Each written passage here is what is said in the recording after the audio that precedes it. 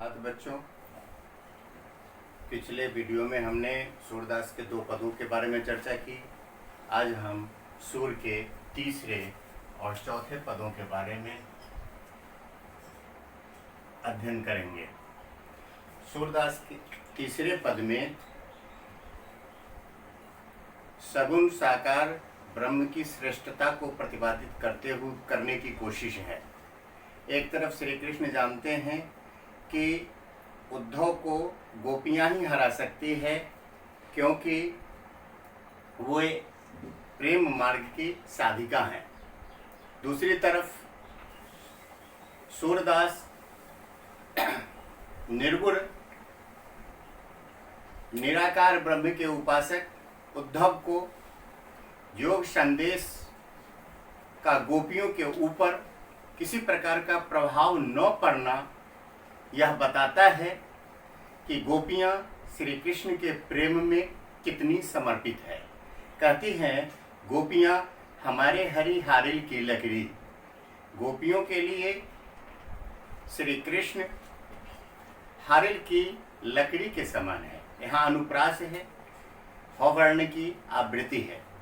जिस प्रकार हारिल पक्षी अपने पैर में लकड़ी को, तिनके को कस के पकड़ा रहता है और उसको इस बात का विश्वास होता है कि इसी के सहारे वो उड़ पा रहा है, ठीक उसी तरह गोपियां श्री कृष्ण को उस हारिल पक्षी के लकड़ी के मन कस करके पकड़ी हुई है। यहाँ श्री कृष्ण के प्रेम में दृढ़ता है, दृढ़ता के सहारे पकड़ी हुई है। कहती है कि मन क्रम वचन नंद नंदन उड़, यह दृढ़ करी पकड़ी। यहाँ इस पद में हम बार बार देखेंगे कि इस रॉ वर्ण के स्थान पर रॉ के प्रयोग से पद में कोमलता आ गई है। कहती हैं गोपियां की बड़ी दृढ़ता के साथ नंद के नंदन को, नंद के नंदन अर्थात नंद के नंदन श्री कृष्ण को मन क्रम वचन, अपने मन वचन और कर्म से, मनसा वाचा कर्मणा, गोपियां बड़ी ही दृढ़ता के साथ श्री कृष्ण को पकड़ी हुई है। अगली पंक्ति में कहती है कि जागत सोबत स्वप्न दिवस निसी, कान्ह कान्ह जकरी। कान कान में पुनरुक्ति प्रकाश है। कहती हैं कि जागते हुए, सोबत सोते हुए और स्वप्न में भी, दिवस निसी दिन और रात, हमेशा वो कान्हा कान्हा ही पुकारती रहती है। कान कान में पुनरुक्ति प्रकाश है, तो वो चाहे वो जागृतावस्था में हो, सुसुप्तावस्था में हो या तंद्रावस्था में हो, तीनों ही स्थितियों में गोपियां हमेशा श्री कृष्ण के नाम का जप करती रहती हैं। आगे कहते हैं कि सुनत जोग लागत है ऐसो, ज्यों करवी ककड़ी। करवी ककड़ी में अनुप्रास अलंकार है। ऐसा लगता है, गोपियों को ऐसा लगता है कि ये उद्धव का जोग का संदेशा करवी ककड़ी के समान है, जो उनसे निगली नहीं जाती। तो गोपियों को उद्धव का जोग संदेश शुष्क नीरस लगता है, करवी ककड़ी के समान लगता है, यह बताने की कोशिश है। अगली पंक्ति में कहती है कि सूत व्याधि हम को ले आए, देखी सुनी न करी। उस व्याधि के समान जोग संदेश को मानती है। व्याधि का मतलब होता है बीमारी। उस बीमारी के समान वह जोग के संदेश को मानती है, जिसके बारे में गोपियां न कभी सुनी है और न कभी देखी। उस बीमारी वैसी बीमारी है जिसके बारे में उसने न कभी सुना और न कभी देखा। अंतिम पंक्ति में कहते हैं सूरदास कि यह ताऊ सूर तिनहि लय सौंपो, जिनके मन चकरी। कहते हैं सूरदास की गोपियां कहती है कि हे उद्धव, आप अपना ये ज्ञान का जो संदेश लेकर के आए हैं, तिनहि ले सौंपो, आप उन्हीं को सौंपिए जिनका मन चक्री के समान चंचल है, अर्थात जिनका मन स्थिर नहीं है। वह यह बताना चाहती है कि वो उनका वो दृढ़ता के साथ उनका जो प्रेम है वह श्री कृष्ण के प्रति समर्पित है। उस मन में अब दूसरी कोई बात आ ही नहीं सकती। अब जरा इसमें जो विशेष बातें हैं उस पर ध्यान दें। गोपियों की प्रेम के प्रति निष्ठा एवं दृढ़ता इस पद में दिखाई देती है। गोपियां वाक्पटु और तर्कशील हैं, जो उद्धव को निरुत्तर कर देती है। इसमें गीत तत्व की प्रधानता है। रो के वर्ण के स्थान पर रो वर्ण के प्रयोग से पद में कोमलता आ गई है। जैसे लकड़ी की जगह लकड़ी, कड़वी की जगह कड़वी। अनुप्रास एवं उत्प्रेक्षा अलंकार का प्रयोग है। ज्यों करवी ककड़ी, इसमें उत्प्रेक्षा है। ब्रज भाषा का माधुर्य है, इसमें वियोग श्रृंगार रस है। और हारील की लकड़ी में उपमा अलंकार है। अब हम चौथे पद के बारे में पढ़ते हैं।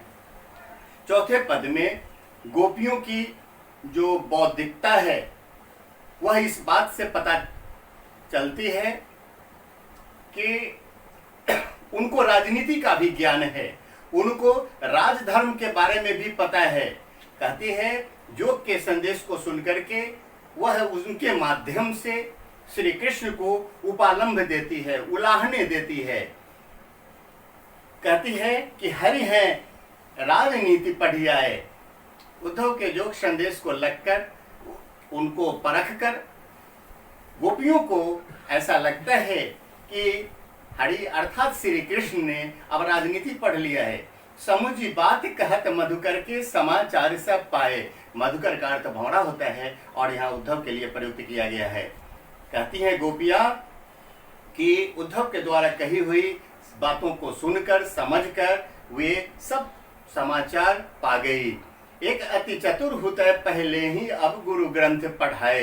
एक तो वो पहले से ही इतने चतुर थे और अब तो उन्होंने गुरु भी बना लिया है, गुरु ग्रंथ पढ़ भी लिया है। आगे कहती है कि बड़ी बुद्धि जानी जो उनकी जोग संदेश पठाए। ऐसा लगता है कि उनकी बुद्धि बढ़ गई, अब वो बुद्धिमान हो गए हैं। पहले जो गोपियों के साथ जो उनका प्रेम था, ब्रज में ब्रजवासियों के साथ जो प्रेम था वो सब उनका दिखावे के कारण था। उन्होंने सब कुछ भुला दिया और कहते हैं कि योग का संदेश पठा दिया। आगे कहती हैं कि उद्धव भले लोग आगे के परहित डोलत जाए। धाय का मतलब होता है दौड़ना। कहते हैं कि उद्धव भले लोग आगे के परहित डोलत धाए। जो पहले के लोग थे वो बहुत ही भले थे, वो परहित की भावना रखते थे, इसलिए वो दूसरे के दुख में पीड़ा में दौड़ते हुए चले जाते थे। आगे कहती है गोपियां कि जब वो प्रेम के महत्व को नहीं रख पाए, उससे वो अलग होने के लिए कह रहे हैं, तो ऐसी अवस्था में वो अपने मन को फिर से पा लेना चाहती है। प्रेम में दी हुई वस्तु वापस नहीं की जा सकती,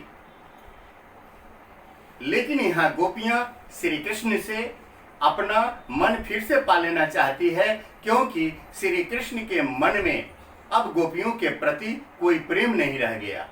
तो ये उपालंब है, उलाहना है जो वो दे रही है। कहती है कि अब अपने मन फेर पाइए, चलत जो होती चुराए। जाने के समय में जो हमारा मन चुरा के यहाँ से ले गए, उसको हम गोपियां अब वापस पाना चाहती है, क्योंकि इस प्रेम को वो नहीं संभाल पाए।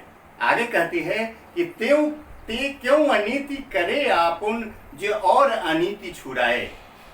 कहती है कि जो दूसरे को नीति पर चलने की बात करता है, आज वह स्वयं अनीति कर रहा है, अन्याय के रास्ते पर चल पड़ा है।